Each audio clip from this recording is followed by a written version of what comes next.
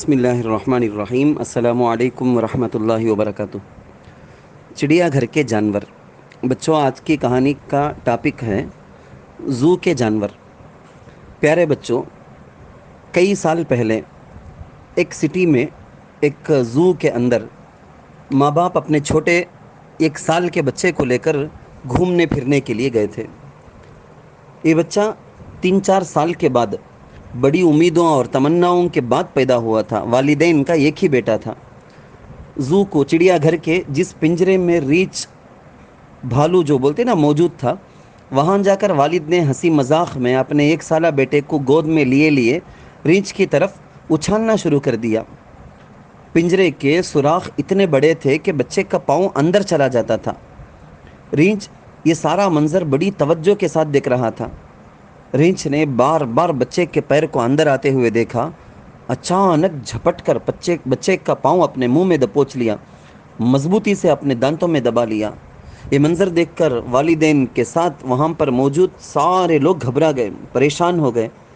والد نے جھٹکے وغیرہ مار کر بڑی کوشش کی کہ کسی طرح ریچھ کے منہ سے بچے کا پاؤں چھوٹ جائے، مگر ریچھ کے ارادے بڑے خطرناک معلوم ہو رہے تھے اور وہ کسی بھی طرح پاؤں منہ سے چھوڑنے کا نام نہیں لے رہا تھا۔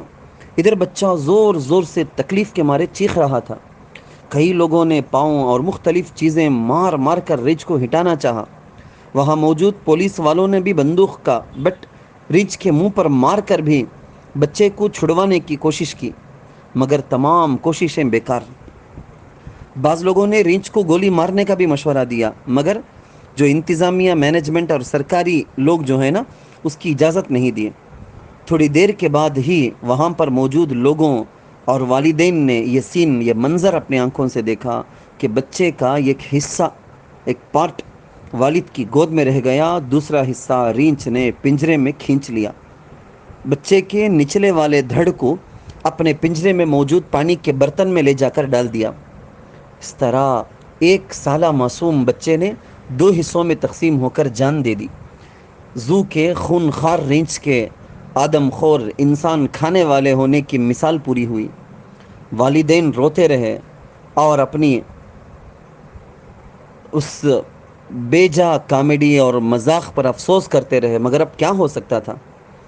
بچوں، جانوروں کا کوئی دین مذہب نہیں ہوتا، انہیں معاملات کی تمیز نہیں ہوتی، مگر انسان تو عقل مند ہو کر کبھی کبھی جانور سے بھی گئے گزرے کام کر لیتا۔ کھیل اور تفریح، کامیڈی، فن کے نام سے اپنے ہی ہاتھوں اپنے فیوچر کو تباہ برباد کر لیتا۔ یہ واقعہ سن کر اس طرح کی احمقانہ حرکتیں کرنے والوں کو سمجھ میں آ جانی چاہیے۔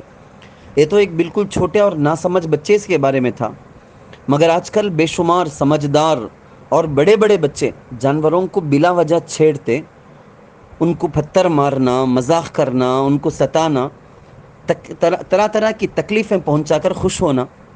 بعض بچے پتھر مار کر جانور کو تنگ کرتے، لکڑی مار کر تنگ کرتے، قریب جا کر چھیڑنا، عجیب عجیب شرارتیں کرتے۔ اگر اس دوران جانور حملہ کر دیا تو ان کی کیا حالت ہو جاتی؟ کبھی کبھی تو ایسے زخم ہونے کے واقعات تو بہت سے آئے ہیں کہ بچے زخم ہو گئے۔ بچوں، زو میں جانے کا مقصد یہ ہے کہ تم وہاں جا کر اللہ تعالیٰ کی پیدا کی ہوئی طرح طرح کی مخلوق، ڈیفرنٹ ٹائپ کے اللہ کے کریشنز کو دیکھ کر اللہ کی قدرت اور اس کی بڑائی کو یاد کرو۔ سوچو کہ وہ کتنی بڑی ذات ہے جس نے قسم قسم کی مخلوق پیدا کر کے انہیں کس طرح انسان کے تابع دار بنا دیا۔ اگر اللہ تعالیٰ ان جانوروں کو انسان کے ماتحت اور تابع دار انڈر میں نہ کرتے، ان کو انسانوں سے زیادہ عقل، انسان سے زیادہ سمجھ بوجھ دے دیتے، تو پھر کس طرح انسان ان جانوروں کو اپنے قابو میں کر سکتا تھا؟ کس طرح ان کے حملوں سے بچ کر زندگی گزار سکتا تھا؟ ذرا سوچو۔ بچوں، اگر تمہارا کبھی زو کو جانا ہوا، وہاں جا کر اللہ کی عجیب و غریب مخلوق کو دیکھ کر اللہ کو یاد کرو۔ جانوروں کو پریشان اور تنگ نہ کرو، ان کو ہرگز بھی تکلیف نہ پہنچاؤ۔ بے زبان اور معصوم جانوروں کو بلا وجہ خامخواہ چھیڑنے اور انہیں تکلیف پہنچانے سے اللہ تعالیٰ بھی ناراض ہوتے ہیں۔ یہ جانور بھی اپنی زبان میں بد دعا دیتے ہیں، ان کی بد دعا سے کوئی بڑی مصیبت اور پریشانی بھی آ جا سکتی۔ بعض دفعہ انسان اس جانور کے حملے کی وجہ سے مر بھی جاتا ہے۔ لہٰذا پیارے بچوں، جانور چاہے گھر کے ہوں یا زو کے ہوں یا کسی اور آدمی کے یہاں گھر میں ہوں، چاہے کبوتر ہو یا طوطا ہو، بلی ہو، چڑیا ہو، خرگوش ہو، لو برڈس ہو، تیتر ہو، بکری بھینس ہو، کوئی بھی جانور ہو، ان کو بلا وجہ تکلیف پہنچانا، ان کو ستانا، مارنا، چھیڑنا بہت بہت بری بات ہے۔ کیونکہ جب ان کو تکلیف پہنچتی ہے، جب یہ پریشان ہوتے ہیں، تو یہ تکلیف پہنچانے اور پریشان کرنے والے کو بد دعا دیتے ہیں۔ اللہ ان کی بد دعا کو بہت جلدی قبول کر لیتے ہیں، جس کی وجہ سے انسان پر بڑی مصیبت آ جاتی ہے، بیمار ہو جاتا انسان، وہ بچہ بیمار ہو جاتا ہے، کوئی اور حادثہ ہو جاتا ہے، یا کسی طرح کا نقصان ہو جاتا ہے۔ اس لیے اچھے اور پیارے بچے بن کر اللہ کو خوش کرنا چاہتے ہو تو، اللہ میاں کی ناراضگی اور غصے سے بچنا چاہتے ہو تو بلا وجہ کسی بھی جانور کو مارو پیٹو نہیں کرنا، مارنا پیٹنے کا کام نہیں کرنا، مارو پیٹو کا کام نہیں کرنا، کوئی تکلیف نہ پہنچایا کرو، چھیڑ چھاڑ کر کے پریشان نہ کیا کرو۔ سوال یہ کیا جا سکتا بچوں سے، زو میں کیا ہوتے ہیں؟ زو میں ایک رینچ جو تھا، اس کے ساتھ کیا واقعہ پیش آیا؟ ایک ماں باپ نے اپنے بچے کو پیار سے زو لے کر گئے تھے، تو وہاں کیا حادثہ ہوا؟ جس بچے کو رینچ نے دبوچا وہ بچہ زندہ رہا یا مر گیا؟